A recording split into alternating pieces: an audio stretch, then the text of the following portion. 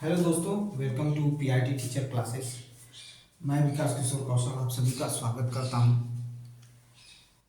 देखिए, आज जो सेशन चल रहा है वनस्पति विज्ञान के बारे में हम लोग जानेंगे, वनस्पति विज्ञान के बारे में चर्चा करेंगे। और उसे शुरू करने से पहले सिर्फ कुछ चीज़ें हैं जो बता देनी चाहिए।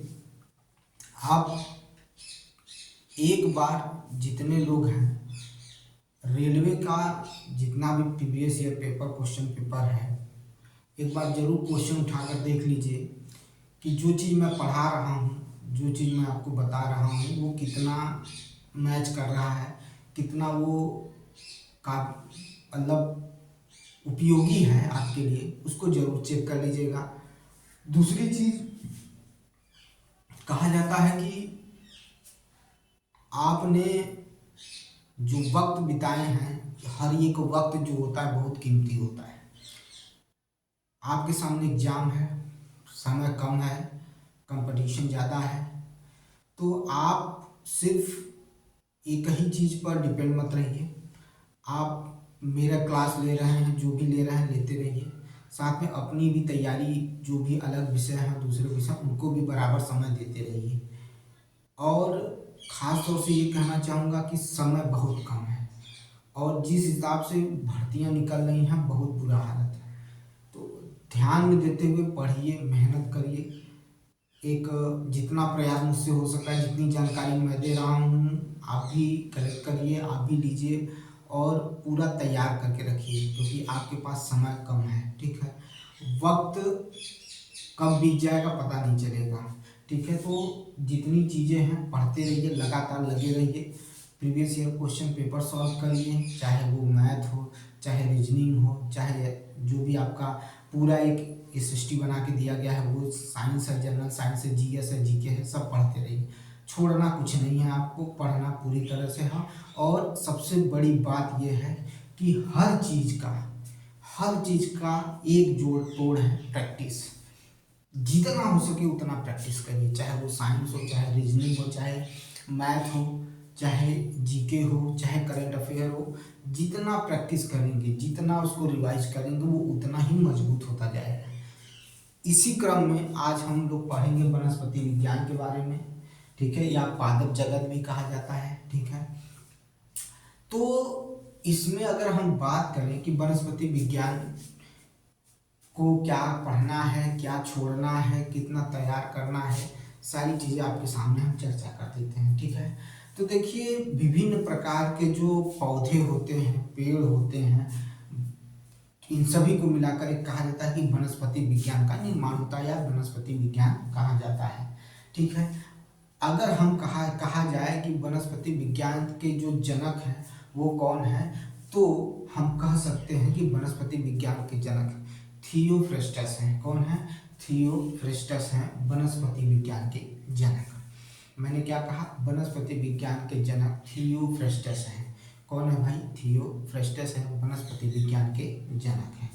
और अगर हम बात करें तो वनस्पति विज्ञान को जो है, जो इसका वर्गीकरण किया गया था, वो 1883 में, ठीक है, 1883 में वनस्पति विज्ञान के जो जनक हैं वो थियोफ्रेस्टस हैं। लेकिन इसका वर्गीकरण जो किया था वो 1883 में किसने किया था? तो ए कलर ने किया था। ए कलर ने किया था। ए कलर ने किया था। किसने किया था? ए कलर ने किया था। ठीक है, फिर से सुनिएगा। थियोफ्रेस्टस को वनस्पति विज्ञान का जनक कहा जाता है। लेकिन अगर वनस्पति विज्ञान की बात करें तो वनस्पति विज्ञान का वर्गीकरण जो था वो किसने किया था? तो ए कलर ने किया था। किसने किया था? ए कलर ने किया था। ठीक है, ए कलर ने किया था। किसने किया था? तो ए कलर ने किया था। ठीक है, किसने किया था? ए कलर ने किया था वनस्पति विज्ञान का वर्गीकरण। और पहले इन्होंने इसे दो भागों में विभाजित किया। इसे कितने भागों में विभाजित किया? तो दो भागों में विभाजित किया। अपुष्प, ठीक है, यानी अपुष्पविद और एक पुष्पविद वर्ग। अपुष्पविद वर्ग और पुष्पविद वर्ग में विभाजित किया। फिर उसके बाद जो अपुष्पविद है, ठीक है, जो अपुष्पविद है यानी क्रिप्टोगाइन जो है, क्रिप्टोगाइनी जो है वो फिर तीन भागों में बदल गया, फिर वो तीन भागों में बदल गया। पहला बदला थैलोफाइटा में, पहला बदला थैलोफाइटा में, दूसरा बदला ब्रायोफाइटा में, पहला बदला थैलोफाइटा में, दूसरा बदला ब्रायोफाइटा में, तीसरा बदला टेरिडोफाइटा में, तीसरा किसमें, टेरिडोफाइटा में। ये तीन भाग बनाए गए किसके, अपुष्पविद के। फिर से सुनिएगा, थैलोफाइटा, फिर उसके बाद ब्रायोफाइटा, फिर उसके बाद टेरिडोफाइटा में इसको विभाजित किया गया।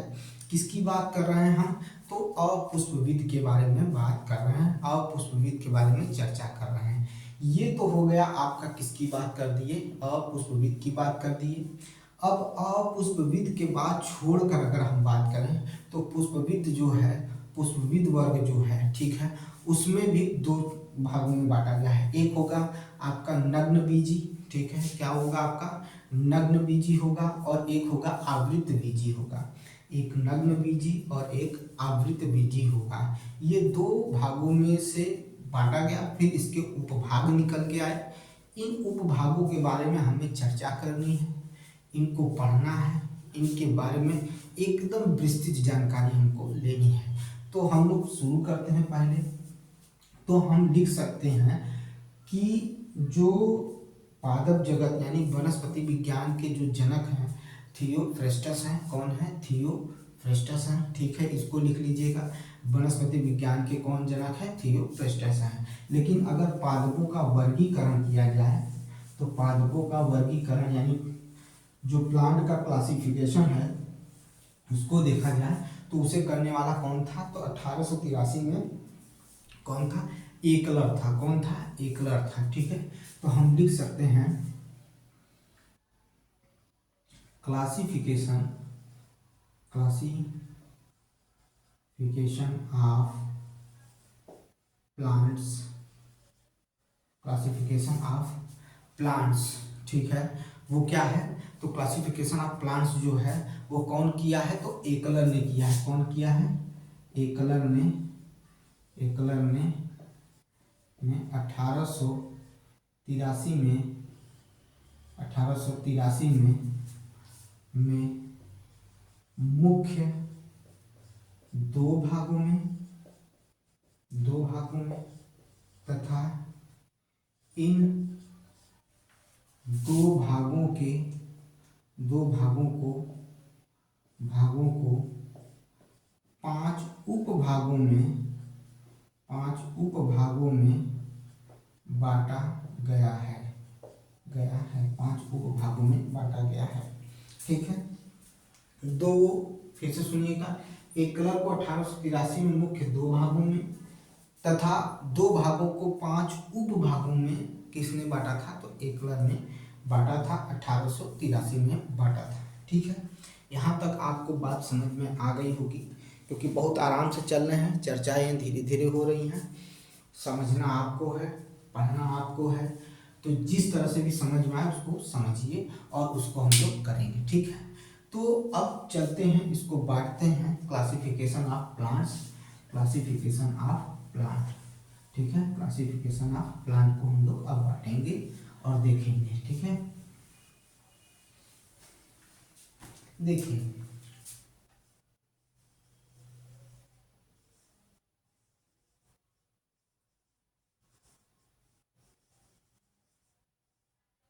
Plants, classification of plant, classification of plant जो है, अब वो देखिए क्या मैं कह रहा हूँ, अपुष्पोविद, अपुष्पोविद, अपुष्पो, ठीक है, अपुष्पोविद, अपुष्पोदविद जो होगा, अपुष्पोदविद होगा, और एक होगा पुष्पोदविद, पुष्पोदविद, ठीक है, पुष्पोदविद हो जाएगा, पुष्पोदविद हो जाएगा, अपुष्पोदविद होगा, और क्या हो जाएगा, पुष्पोदविद हो जाएगा, ठीक है। क्या कहेंगे, पुष्पोदविद कहेंगे, ठीक है। इसको क्रिप्टो, ठीक है, क्रिप्टोगाइमा, ठीक है, क्रिप्टोगाइन, ठीक है, गाइन कहेंगे, और क्या कहेंगे, इसको क्या कहेंगे, फेनेरोगाइन कहेंगे। ठीक है, क्या कहेंगे,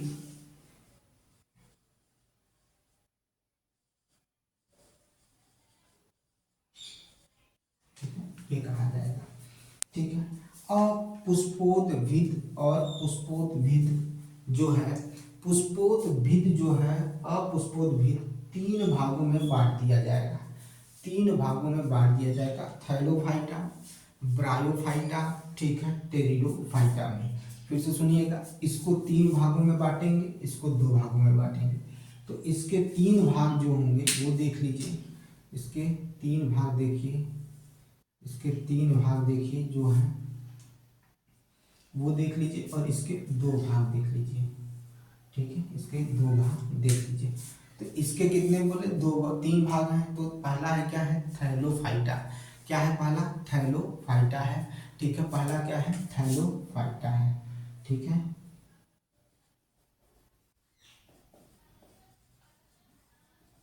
थैलोफाइटा है,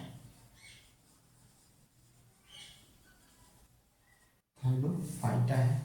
पहला क्या है इसका, थैलोफाइटा है। ठीक है, ये थैलोफाइटा हो गया आपका, थैलोफाइटा हो गया आपका। थैलोफाइटा को भी हम क्या करेंगे, तीन भागों में बांट देंगे। थैलोफाइटा को भी हम तीन भागों में बांटेंगे। एक होगा आपका एल्गी, जिसे शैवाल कहते हैं। ठीक है, दूसरा जो होगा आपका वो होगा कवक, जिसे फंगाई कहेंगे। ठीक है, उसके बाद क्या होगा, जीवाणु होगा। उसके बाद क्या होगा, जीवाणु। इसके बारे में भी बताएंगे, पहले आगे लिखवा देते हैं तब। ठीक है, अब क्या होगा, ब्रायोफाइटा, ब्रायोफाइटा, क्या होगा, ब्रायोफाइटा। क्या पढ़ रहे हैं हम, ब्रायोफाइटा पढ़ रहे हैं, ब्रायोफाइटा। ठीक है, ब्रायोफाइटा।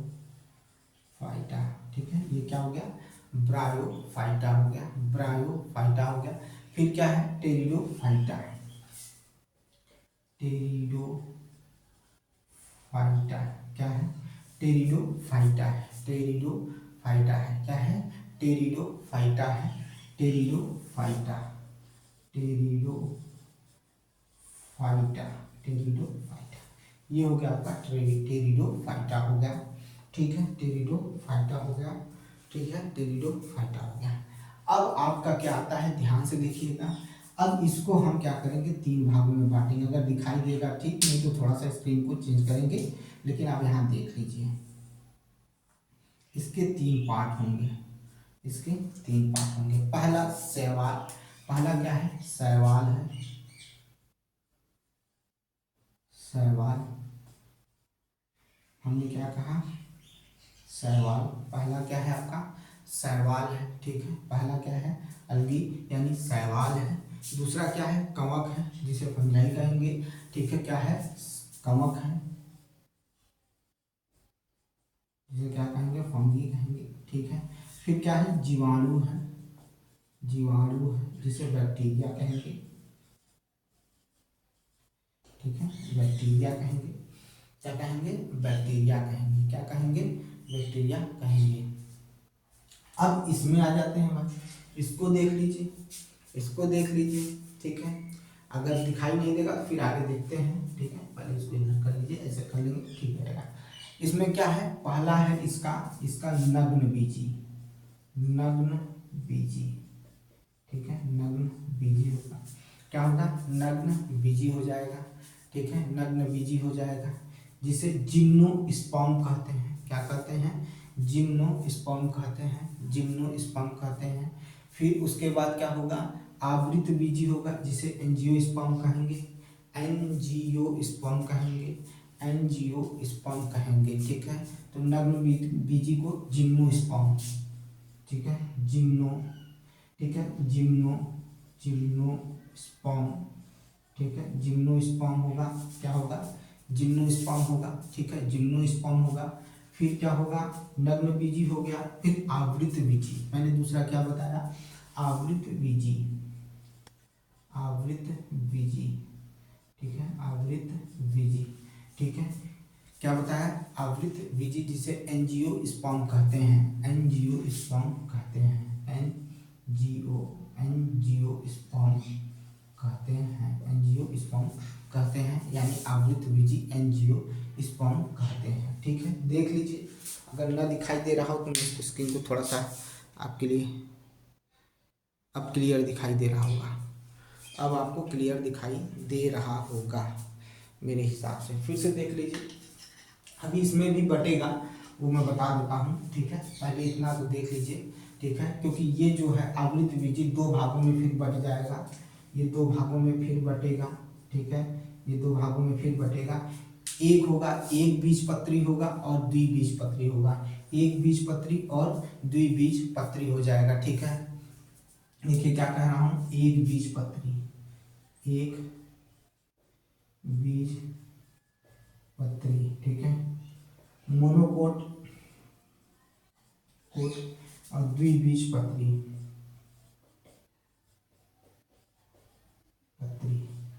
द्विबीजपत्री। मोनोकोट हो गया, फिर क्या होगा, डाइकोट होगा। ठीक है, क्या होगा, डाइकोट हो जाएगा, डाइकोट हो जाएगा, डाइकोट हो जाएगा। ठीक है, ये हो गया। देख लीजिए, स्क्रीन पर ध्यान से देखिए, सारी चीज़ें आपके सामने रख दिया है मैंने। ठीक है, फिर से समझा देता हूँ। देखिए, क्लासिफिकेशन आप प्लान किए हैं। अपुष्पोद्विद कहा जाता है पहला। तो ये मेन मुख्य भाग क्या है, 2 हैं। अपुष्पोद्विद, ठीक है, ये है। पुष्पोद्विद, ये है। फिर अपुष्पोद्विद को 3 भागों में बांट दिया गया, थैलोफाइटा, ब्रायोफाइटा, टेरिडोफाइटा। ठीक है, हमने थैलोफाइटा में ये जाना है कि इसमें शैवाल, कवक और जीवाणु आते हैं। जबकि पुष्पोद्भिद को 2 भागों में, नग्न बीजी यानी जिसके बीज क्या है, नग्न है, अभी आगे बताएंगे। आवृत बीजी क्या है, 2 प्रकार में बढ़ गए। एक बीजपत्री जिसे मोनोकोट कहते हैं, सॉरी मोनोकोट, जल्दी लिखने में दिक्कत होता है, मोनोकोट। ठीक है, मोनोकोट होता है।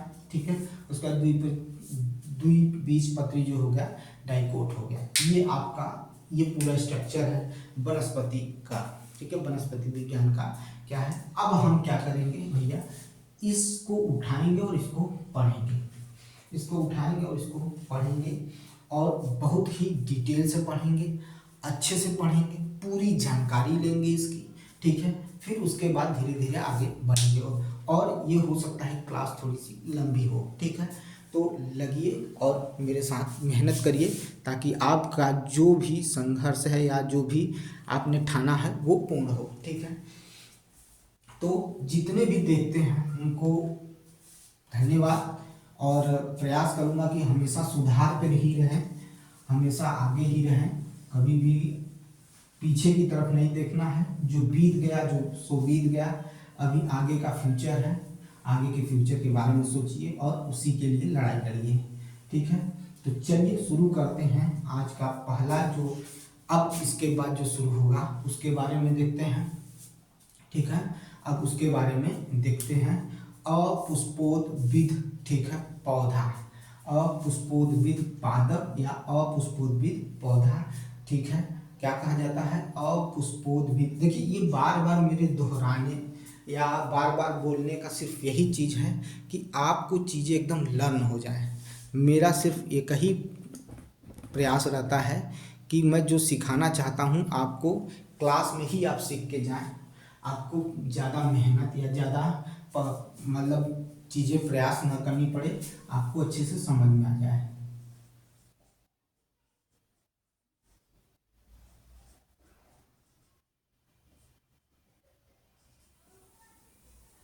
अपुष्पोद्विद पादप, ठीक है, अपुष्पोद्विद पादप।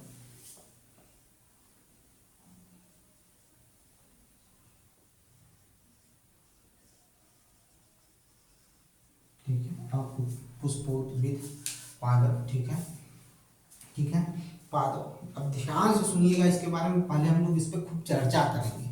इस पर हमें क्या करना है, चर्चा करनी है। ऐसे नहीं लिखा देना है कि बस उठाए और जो मन में आया लिखा के चल दिए, नहीं।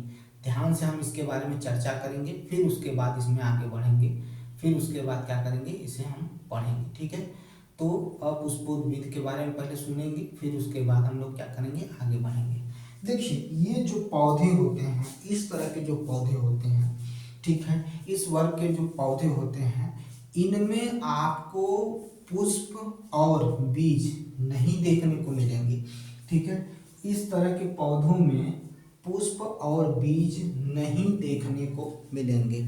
फिर से अपने दिमाग में रखिएगा, मैंने क्या कहा कि इस तरह के पौधों में पुष्प और बीज देखने को नहीं मिलेंगे और इन्हें हम 3 समूहों में बांट सकते हैं, थैलोफाइटा, ब्रायोफाइटा, टेरिडोफाइटा। ठीक है, ये चीज़ समझ लीजिए, ये चीज़ समझ लीजिए। ठीक है, यह चीज़ समझ लीजिए। ठीक है, यह चीज़ समझ लीजिए। अगर आपको ये चीज़ समझ में आ गया है तो और थोड़ी सी बात कर लेते हैं।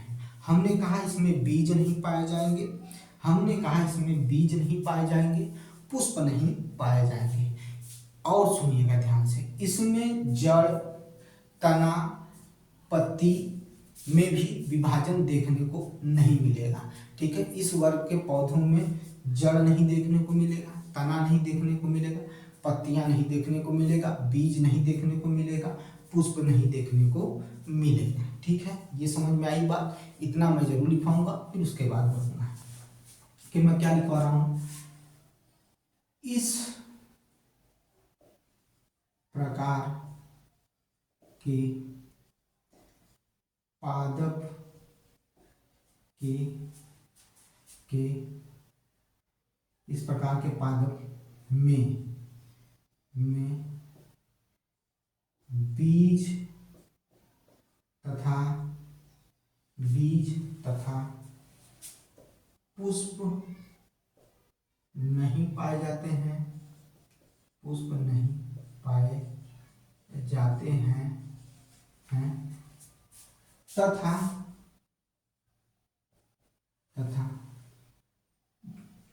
जड़, तना तथा पत्ती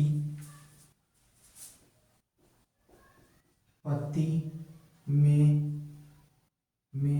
विभाजन भी नहीं देखने को मिलता है, नहीं देखने को मिलता है। यह निम्न 3 प्रकार के होते हैं, 3 प्रकार के होते हैं, 3 प्रकार के होते हैं। पहला, दूसरा, तीसरा। पहला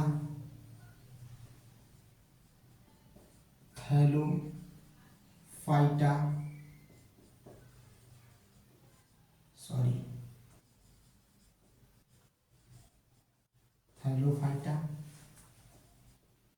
डायोफाइटा,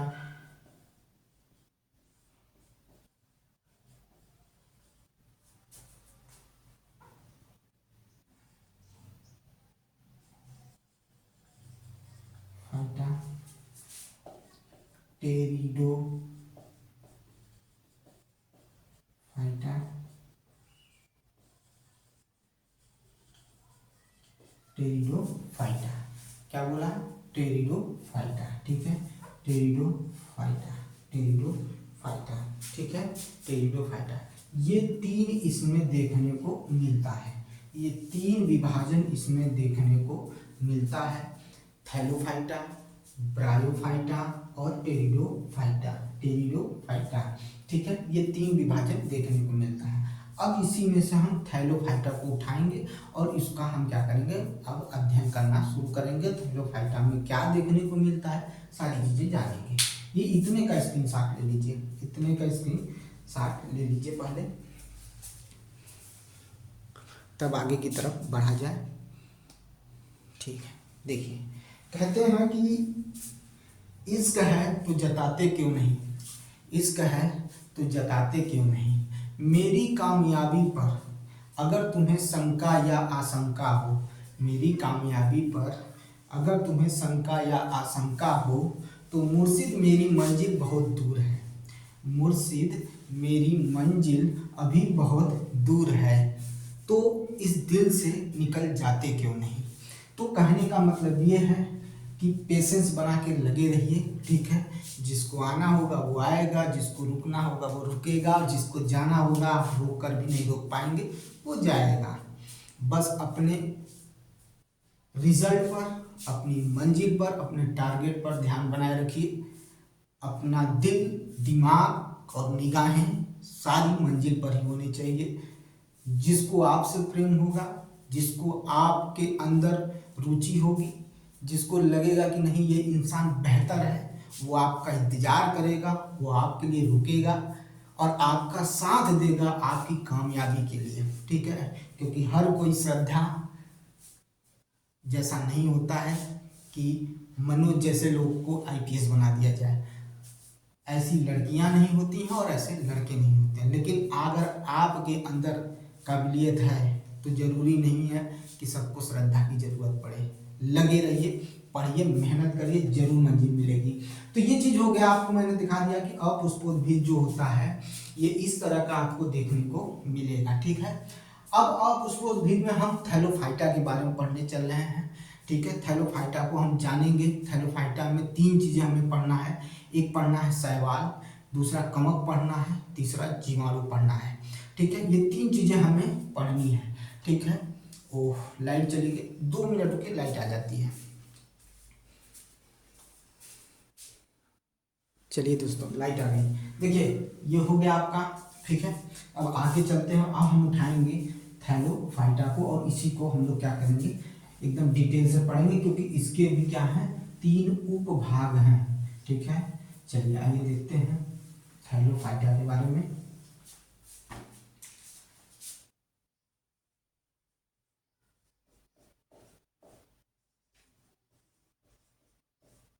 थैलोफाइटा,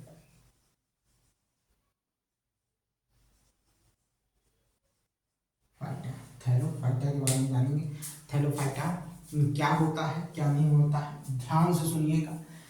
पहली चीज, थैलोफाइटा में क्या होता है, यह वनस्पति विज्ञान का सबसे बड़ा समूह है। थैलोफाइटा जो है वो वनस्पति विज्ञान का क्या है, सबसे बड़ा समूह है, ठीक है। हम क्या कह रहे हैं कि थैलोफाइटा जो है वो वनस्पति विज्ञान का सबसे बड़ा समूह है, ठीक है। मैंने अभी कुछ देर पहले ही बताया कि इसमें जड़, तना, पत्ती देखने को नहीं मिलेगा। इसका शरीर जो होता है वो सुकाय टाइप का होता है, सुकाय की तरह होता है, या सुकाय होता है जिसे थाइलस कहा जाता है, ठीक है। क्या कहा जाता है, थाइलस कहा जाता है, ठीक है। इसमें मैंने अभी बोला कि जड़, तना, पत्ती नहीं पाई जाती। जब जड़, तना, पत्ती नहीं पाई जाती है तो इसमें संवहन ऊतक भी नहीं पाए जाते हैं, इसमें संवहन ऊतक भी नहीं पाए जाते हैं, ठीक है। समझ में आया कि नहीं आया, ठीक है। तो देखिए मैं क्या कह रहा हूं कि यह वनस्पति विज्ञान का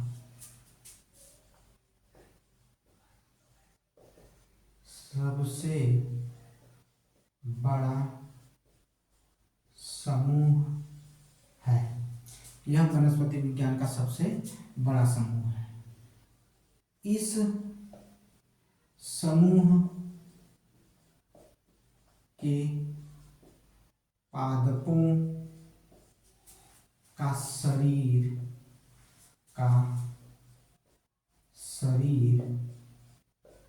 सुकाय, क्या होता है, सुकाय, कैसा होता है, सुकाय। यानी अगर बात करें तो इसे थैलस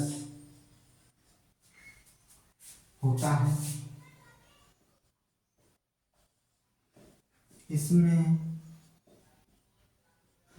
जड़,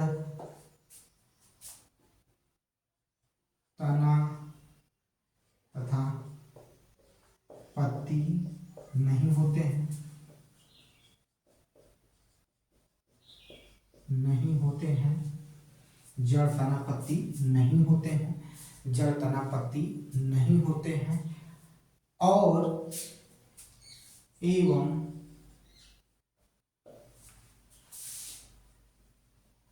संवहन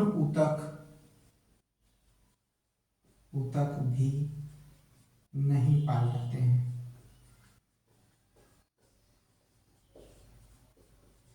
संवहन ऊतक भी नहीं पाए जाते हैं। ये हमने किसमें पढ़ लिया, ये हमने थैलोफाइटा में जान लिया कि यह वनस्पति विज्ञान का सबसे बड़ा समूह है। यह वनस्पति विज्ञान का सबसे बड़ा समूह है। इस समूह का शरीर सुकाय की तरह होता है, ठीक है। और हमने क्या जाना कि इसमें जड़ तना पत्ती नहीं पाए जाते हैं, विभक्त नहीं होते हैं, संवहन ऊतक नहीं पाए जाते हैं। ये हो गया आपका थैलोफाइटा के बारे में थोड़ी सी जानकारी। अब इसे निम्न 3 उप भागों में बांटा गया है।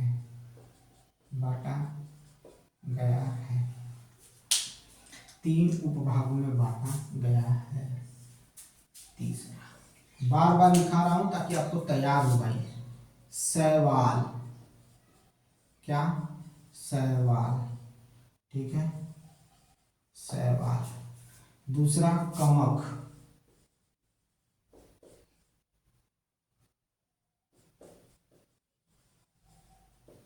फंगी। उसके बाद क्या है? जीवाणु,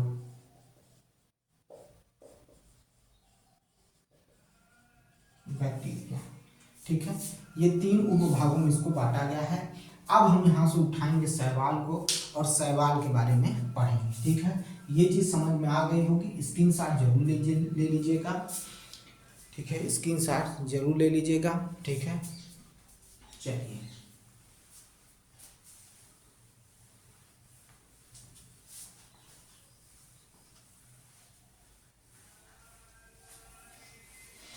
चलिए शैवाल के बारे में पढ़ते हैं और आराम से पढ़ेंगे, समझ के, कोई बहुत ज़्यादा भागने की या जल्दीबाजी नहीं है।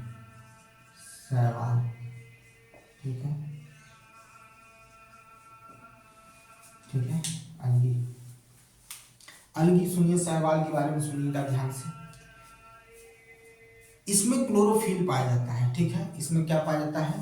क्लोरोफिल पाया जाता है, ठीक है। क्या पाया जाता है? क्लोरोफिल पाया जाता है। इस वर्ग के जो प्लांट होते हैं, शैवाल की मैं बात कर रहा हूँ, इसमें क्लोरोफिल पाया जाता है। और क्लोरोफिल के कारण ही क्या होते हैं? ये हरे होते हैं। कैसे होते हैं? हरे होते हैं, ठीक है। क्लोरोफिल पाया जाता है और इसी के कारण क्या होते हैं? ये हरे दिखाई देते हैं और प्रकाश संश्लेषण की क्रिया भी ये करते हैं, ठीक है। शैवाल की बात कर रहा हूँ, ये प्रकाश संश्लेषण की क्रिया भी करते हैं, ठीक है। और क्या कहा कि यह नमी युक्त वाली जगहों पर स्वतः ही उगते हैं, ठीक है, और खुद अपना भोजन खुद बनाते हैं और स्वतः विकसित भी होना शुरू कर देते हैं। क्या होते हैं? विकसित होते हैं, स्वतः विकसित होते हैं, ठीक है, स्वतः विकसित हो जाते हैं, ठीक है। क्लियर है? समझ में आई बात? फिर से सुनिएगा। इनमें क्लोरोफिल पाया जाता है और क्लोरोफिल पाए जाने के कारण से यह हरे होते हैं और इनमें प्रकाश संश्लेषण की क्रिया होती है। यह स्वतः विकसित होते हैं, यह स्वतः क्या होते हैं? विकसित होते हैं। नमी युक्त स्थानों पर ये पाए जाते हैं, ठीक है। और इनकी जो कोशिका भित्ति होती है वो सेलुलोज की बनी होती है। इनकी कोशिका भित्ति जो होती है वो किसकी बनी होती है? सेलुलोज की बनी होती है। और कवक का जो अध्ययन किया जाता है उसे, शैवालों का जो अध्ययन किया जाता है उसे फाइकोलॉजी कहा जाता है। क्या कहा जाता है? फाइकोलॉजी कहा जाता है, यानी शैवालों का अध्ययन फाइकोलॉजी कहलाता है, ठीक है। क्लियर है? समझ में आया कि नहीं आया? तो हमने क्या कहा कि इसे क्या कहा जाता है? फाइकोलॉजी कहा जाता है, ठीक है। क्लियर है? बात इतनी समझ में आ गई होगी। कुछ और बात कर लेते हैं। इसमें संवहन तक नहीं पाया जाता है, पहले ही बता दिया था। ये आत्मपोषी होते हैं क्योंकि इसमें क्लोरोफिल पाया जाता है, ठीक है। समझ में आया कि नहीं आया? और इनका शरीर कैसा होता है? सुकाय होता है, यानी सदृश्य होता है। और कुछ लाभदायक शैवालों के बारे में भी हम पढ़ेंगे, ठीक है। लेकिन उससे पहले फिर से एक बात और बता देते हैं, ध्यान से सुनिएगा, समझिएगा। शैवाल जो होते हैं, ठीक है, शैवाल जो होते हैं उसमें क्लोरोफिल पाया जाता है, ठीक है। शैवाल में क्लोरोफिल पाए जाने के कारण ये हरे दिखाई देते हैं और हरे होते हैं और ये अपना भोजन स्वयं बनाते हैं और ये स्वपोषित भी होते हैं, प्रकाश संश्लेषण की क्रिया करते हैं, ठीक है, और स्वतः विकसित भी होते हैं और इसमें जो कोशिका भित्ति होती है वो सेल्यूलोज की बनी होती है और हम कवक के अध्ययन को फाइकोलॉजी कहते हैं, ठीक है। ये क्या होते हैं, संवहन ऊतक इसमें नहीं पाया जाता है, इनका शरीर सुकाय की तरह होता है और क्या बताया, आत्मपोषी होते हैं, ठीक है। ये सारी चीजें हमने इसमें बता दी, किसके बारे में, शैवाल के बारे में। हमने शैवाल के बारे में इतना एग्जाम्पल बता दिया और इसका बारे में बता दिया, इसका एग्जाम्पल भी हम आपको बताएंगे, ठीक है, क्लियर है। इसका एग्जाम्पल भी हम आपको बताएंगे। तो पहले देखिए, सुनिएगा ध्यान से, हमने क्या कहा,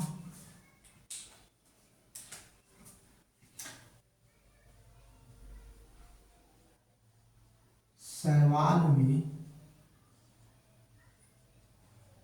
क्लोरोफिल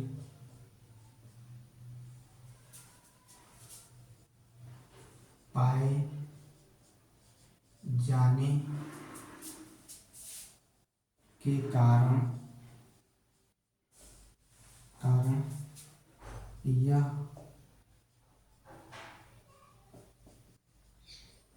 हरे दिखाई पड़ते हैं, हरे दिखाई पड़ते हैं। प्रकाश संश्लेषण की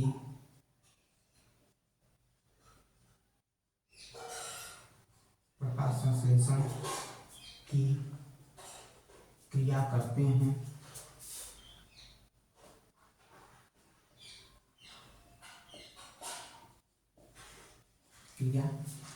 प्रकाश संश्लेषण की क्रिया करते हैं। यह स्वतः विकसित होते हैं,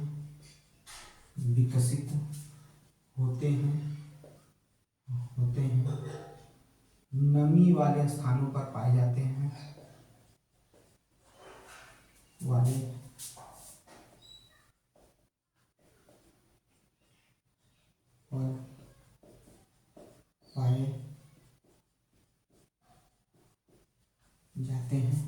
नमी वाले स्थानों पर पाए जाते हैं, नमी वाले स्थानों पर पाए जाते हैं। कहाँ पाए जाते हैं, नमी वाले स्थानों पर पाए जाते हैं। इनमें संवहन ऊतक नहीं होता,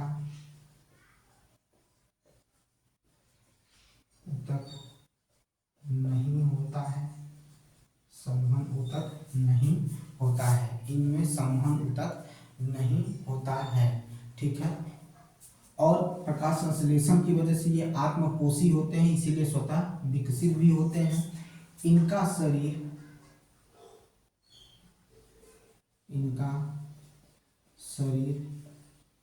सुकाय सदृश होता है,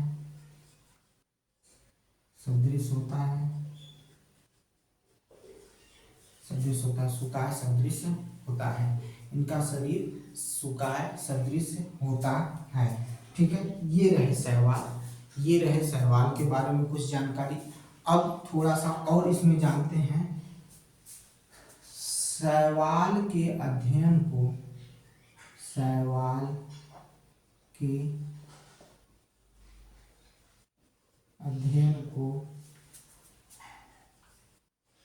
फाइकोलॉजी, क्या, शैवाल के अध्ययन को क्या कहा जाता है, फाइकोलॉजी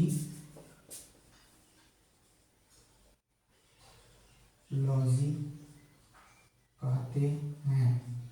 शैवाल के अध्ययन को फाइकोलॉजी कहा जाता है, ठीक है। शैवाल के अध्ययन को फाइकोलॉजी कहा जाता है, शैवाल के अध्ययन को क्या कहा जाता है, फाइकोलॉजी कहा जाता है, ठीक है। समझ में आया कि नहीं आया भाई। अब इसके उदाहरण जो हैं वो क्लेमाइडोमोनास हो जाएंगे, स्पाइरोगोरिया हो जाएंगे, अल्थ्रिक्स हो जाएंगे, ठीक है। ये सारे क्या होंगे, इसके एग्जाम्पल होंगे। लेकिन अब लाभदायक शैवाल जो हैं उसी में इनको क्या कर लेंगे हम लोग पढ़ लेंगे सारी चीज़ें क्लियर हो जाएंगी। तो अब हम पढ़ेंगे लाभदायक शैवाल। पहले इसको उतार लीजिए, इसका स्क्रीनशॉट लीजिए कि शैवाल में क्लोरोफिल पाए जाने के कारण यह हरे दिखाई पड़ते हैं, प्रकाश संश्लेषण की क्रिया करते हैं, ये अतः यह स्वतः विकसित होते हैं, नमी वाले स्थानों पर पाए जाते हैं, इनमें तक नहीं होता, इनका शरीर सुखाए सदृश होता है और शैवाल के अध्ययन को फाइकोलॉजी कहते हैं। शैवाल के अध्ययन को क्या कहते हैं? फाइकोलॉजी कहते हैं। शैवाल के अध्ययन को क्या कहते हैं? फाइकोलॉजी कहते हैं। शैवाल के अध्ययन को फाइकोलॉजी कहते हैं। ठीक है, क्लियर है भाई, समझ में आ गया होगा। अब कुछ लाभदायक शैवाल के बारे में पढ़ेंगे। तो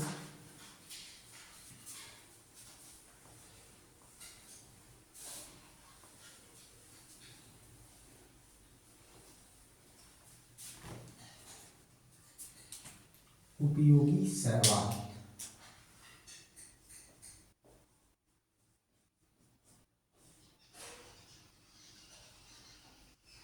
उपयोगी शैवाल यानी जो उपयोगी शैवाल है वो देखेंगे। जैसे भोजन के रूप में कौन सा शैवाल लेते हैं? तो पोरफायरा जो होता है, पोरफायरा जो होता है, अल्बा जो होता है, पोरफायरा, अल्बा, सरगासन या सरगासन भी कहा जाता है। ठीक है, सरगासन भी कहा जाता है। लेमिनेरिया जो होता है, ठीक है, और ना स्टॉक जो होता है, ना स्टॉक जो होता है, ये भोजन में प्रयोग किए जाने वाले क्या हैं? लाभदायक शैवाल हैं। भोजन के रूप में इनको हम खाते हैं, भोजन के रूप में इनको हम लेते हैं। तो कौन कौन सा? पोरफायरा, ठीक है, पोरफायरा हो गया, फिर अल्बा हो गया, क्या हो गया? अल्बा हो गया, फिर क्या है? सरगासन हो गया, सरगासन हो गया, लेमिनेरिया हो गया, ठीक है। उसके बाद नाक स्टॉक आदि जो है हम क्या करते हैं? भोजन के रूप में लेते हैं।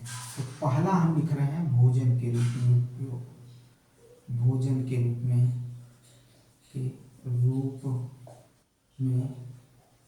उपयोगी शैवाल।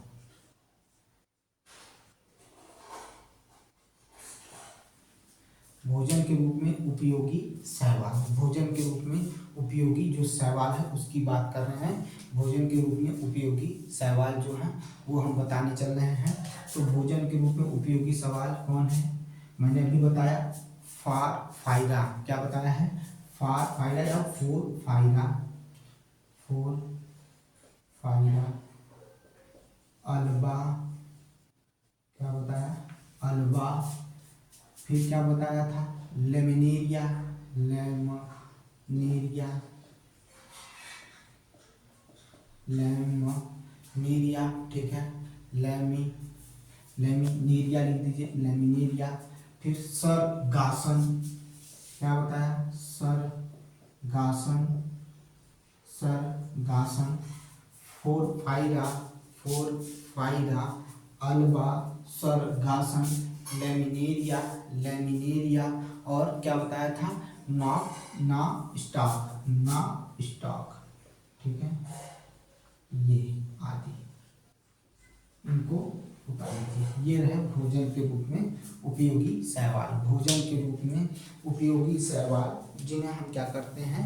खाते हैं, जिनका उपयोग भोजन में किया जाता है, भोजन में उपयोग किया जाता है, जिनका उपयोग भोजन में किया जाता है। ठीक है, अब आयोडीन बनाने में जिससे थायराइड जो ग्रंथि होती है उसके से इसे ये क्या है? संबंधित होता है। तो आयोडीन बनाने में, दूसरा क्या लिख रहे हैं? आयोडीन बनाने में पहला क्या होगा? लेमिनेरिया ही होगा, लेमिनेरिया होगा, पहला क्या होगा? लेमिनेरिया होगा। लेमिनेरिया का भी उपयोग हम क्या करते हैं? आयोडीन बनाने में इसका उपयोग करते हैं। ठीक है, फिर किसका करते हैं? फ्यूकस का उपयोग करते हैं, फ्यूकस का उपयोग करते हैं। लेमिनेरिया का उपयोग करते हैं, फ्यूकस का उपयोग करते हैं। फिर एक लोनिया का भी उपयोग करते हैं। एक लोनिया,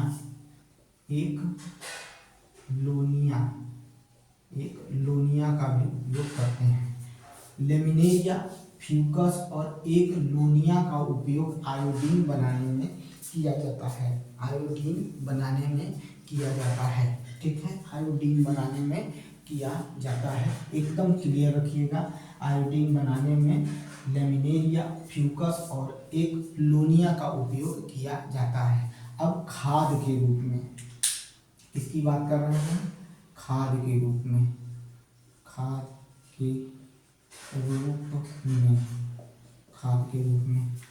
अब खाद के रूप में क्या है, खाद के रूप में जानेंगे कौन है। तो खाद के रूप में नॉक स्टॉक, ठीक है, नॉक स्टॉक, एनाबीना और केल्प, नॉक स्टॉक, एनाबीना और क्या बोले हैं, कैल्प। एनाबीना और केल्प जो होता है इसका उपयोग किया जाता है। तो नॉक स्टॉक,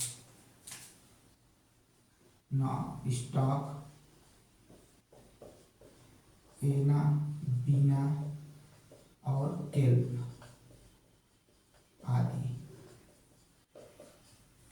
आदि का उपयोग किसमें किया जाता है, खाद के रूप में किया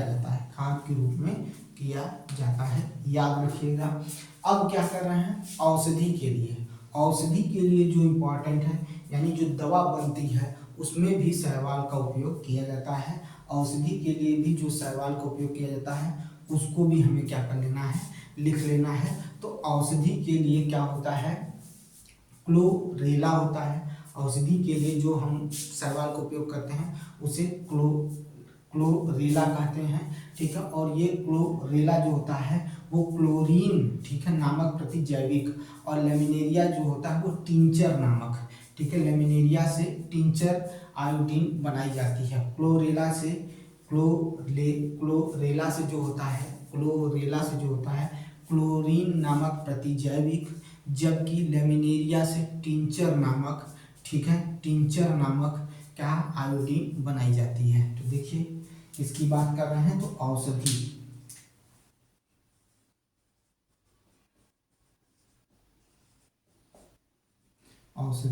में शैवाल का उपयोग,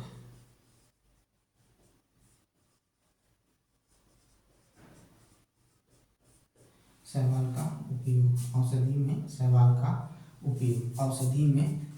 का उपयोग, ठीक है, औषधि में शैवाल का उपयोग। तो किसका बोले हैं, क्लोरेला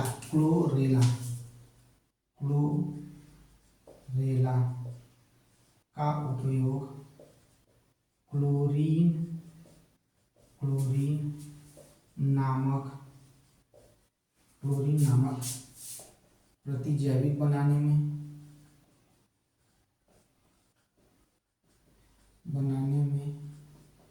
तथा लेमिनेरिया का उपयोग टिंचर आयोडीन बनाने में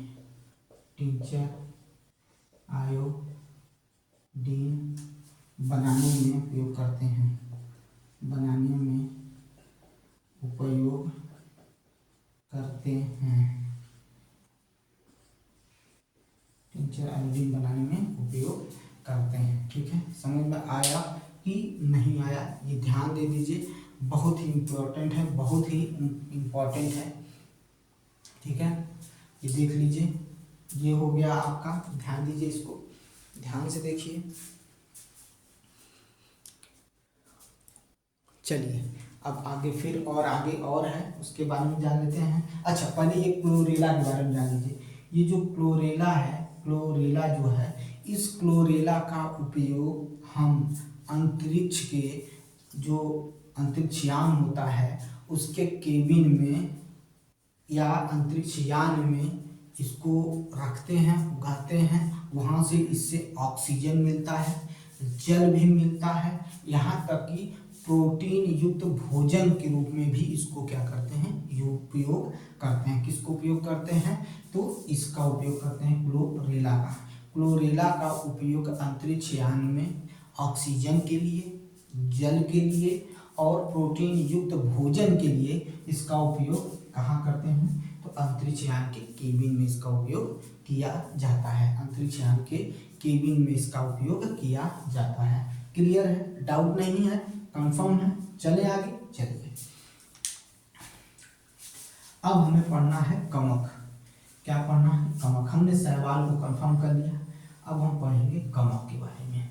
किसके बारे में पढ़ेंगे? कमक के बारे में पढ़ेंगे।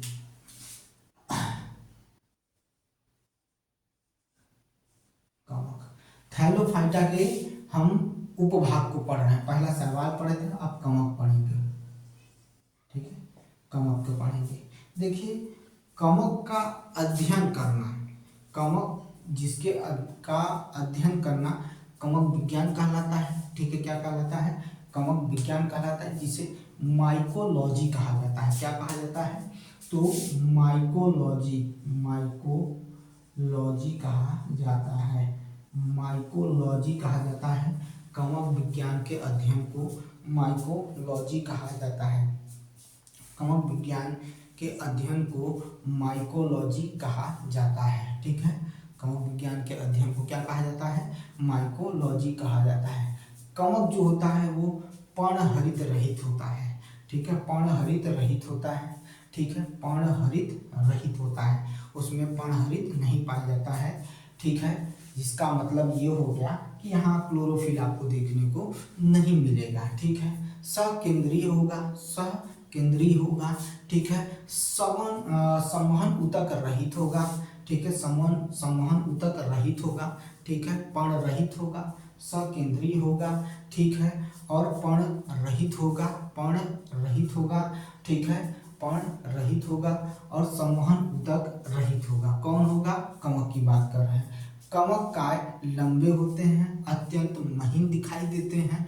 ठीक है, और लगभग पारदर्शी सूत्रों का संयोजन होता है। पारदर्शी सूत्रों का क्या होता है? संयोजन होता है, जिसे हाइफी कहा जाता है। क्या कहा जाता है? हाइफी कहा जाता है। क्या कहा जाता है? हाइफी कहा जाता है। कमक जाल बनाने के लिए कई हाइफी एक दूसरे के चारों तरफ क्या कर लेते हैं? फैला लेते हैं। ठीक है, या कहा जाए लिपेट लेते हैं। कमक हाइफी पहले नलिकाकार होते हैं, पारदर्शी सूत्र होते हैं, जो कमक या तंतु द्वारा क्या होते हैं? कवक या तंतु द्वारा जीव द्रव्य भरे हैं। ठीक है, क्या है? जीव द्रव्य भरे हैं और एक भित्ति से ढके होते हैं। कवक हाइफी जो होते हैं वो निम्न प्रकार के होते हैं। कवक हाइफी जो होते हैं वो निम्न प्रकार के होते हैं। ठीक है, एक होता है एसेप्टेट। ठीक है, एसेप्टेट, और एक होता है सेप्टेट। ठीक है, सेप्टेट होता है, एक एसेप्टेट होता है और एक सेप्टेट होता है। ठीक है, किसकी बात कर रहे हैं? कमक की बात कर रहे हैं। किसकी बात कर रहे हैं? कमक की बात कर रहे हैं। ठीक है, तो कमक में दो प्रकार के हाइफी पाए जाते हैं, एसेप्टेट होता है और सेप्टेट होता है। ठीक है, समझ में आया कि नहीं आया? फिर आगे बढ़ते हैं, इनके बारे में भी बात करेंगे, चर्चा करेंगे, लेकिन पहले देख लें जो मशरूम कवक है। ठीक है, जिस मतलब भाई कवक क्या है? मशरूम कवक है। कुछ मशरूमों में छत्रक औषधि या मन प्रभावी कीटनाशी भी होते हैं। क्या होते हैं? कीटनाशी भी होते हैं। ठीक है, क्या होते हैं? कीटनाशी भी होते हैं और संदीप्तिशील गुण होते हैं। संदीप्तिशील गुण होते हैं। कवक में जो संचित भोजन ग्लाइकोजेन के रूप में होता है। कवक में जो भोजन संचित रहता है वो ग्लाइकोजेन के रूप में रहता है। कवक की जो कोशिका भित्ति होती है वो काइटिन की बनी होती है। किसकी बनी होती है? तो काइटिन की बनी होती है। किसकी बनी होती है?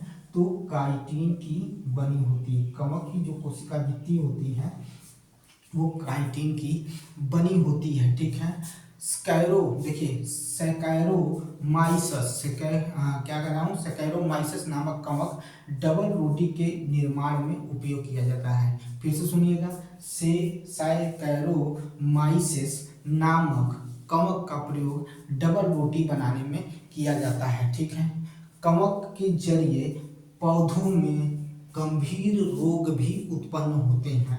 कवक के जरिए पौधों में गंभीर रोग भी उत्पन्न होते हैं, याद रखिएगा। ठीक है, सुनिएगा ध्यान से, सभी के नाम मैं बताऊंगा।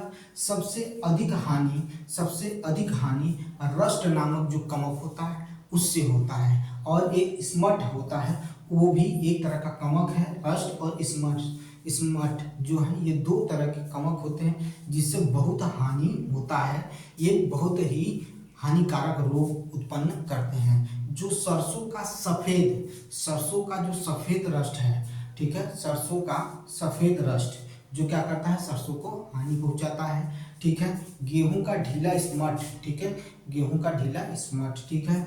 गेहूं में ही एक और पाया जाता है जिसे कहा जाता है किट्टू रोग। गेहूं में क्या होता है, किट्टू रोग भी देखने को मिलता है। आलू में अंगमारी होता है, आलू में क्या होता है, अंगमारी होता है। आलू का जो होता है वो क्या हो जाता है, काला पड़ जाता है। गन्ने का लाल, ठीक है, अपक्षय, गन्ने का लाल अपक्षय। मूंगफली का टिक्का रोग। आलू का, फिर से आलू का देख लीजिए, आलू का मस्सा रोग। और धान की भूरी अर्ज क्या होगी, चित्ती। आप देखेंगे इस समय धान की खेती हुई है, जाके देखेंगे काला हरा कलर का होता है, ठीक है, इस तरह से बनता है।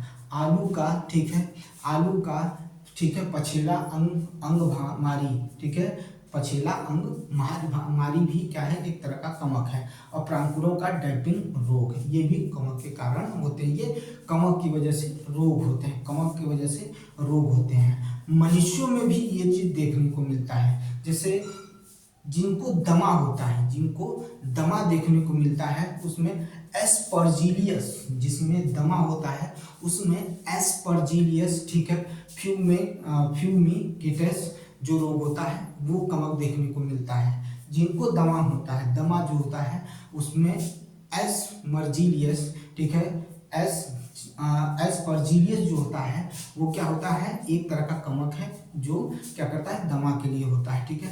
एथलीट फुट जो होता है वो टीनिया पेडिस कवक की वजह से होता है। टीनिया पेडिस कवक होता है जिससे एथलीट फुट हो जाता है, ठीक है।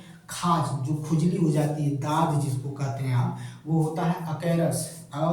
एकेरस जो होता है उसकी वजह से स्केबीज भी कहा जाता है। एकेरस स्केबीज की वजह से आपको क्या होता है, खाज होता है। गंजापन, ठीक है, देखेंगे बहुत लोगों का बाल क्या होता है, झड़ना शुरू हो जाता है, उसमें पाया जाता है टीनिया, ठीक है, टीनिया कैपिटिस की वजह से क्या होता है, गंजापन देखने को मिलता है। और दाद के लिए जो आप खाज दाद कहते हैं, वो दाद के लिए भी ट्राइकोफाइटान जो होता है, ठीक है, ये भी क्या होता है, दाद के लिए। यानी कवक के बारे में अगर हम वर्णन करेंगे तो कवक की वजह से पादपों में भी रोग देखने को मिलता है, जंतुओं में भी रोग या मानव में भी रोग देखने को मिलता है, ठीक है। एफ्ला नामक, देखिए एफ्ला नामक विष कवक से ही बनता है। एफ्ला नामक जो विष होता है वो कवक से ही बनते हैं, ठीक है। एफ्ला नामक विष जो होते हैं वो भी कवक से ही बनते हैं। अगर हम बात करें, यहाँ तक हम कवक के बारे में, क्योंकि कवक थोड़ा विस्तार से पढ़ना है, कवक के बारे में और अच्छे से जानकारी लेनी है, इस वजह से आज इसको यहीं समाप्त करते हैं। कल आपसे फिर मिलेंगे, ठीक है, कवक के बारे में विस्तार से डिटेल से जानकारी लेंगे और एक बार में भी ऐसे पढ़ेंगे ताकि पूरा तैयार हो जाए, ठीक है। तो मिलते हैं नेक्स्ट वीडियो में। मेरे वीडियो को ज़्यादा से ज़्यादा लोगों तक शेयर करिए, ठीक है।